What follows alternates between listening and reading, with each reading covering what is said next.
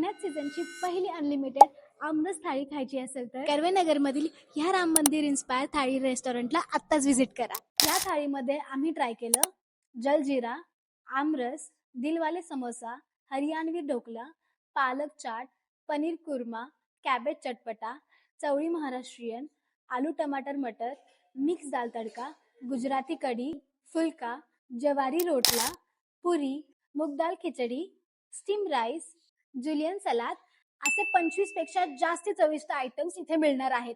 तेही सगळे अनलिमिटेड.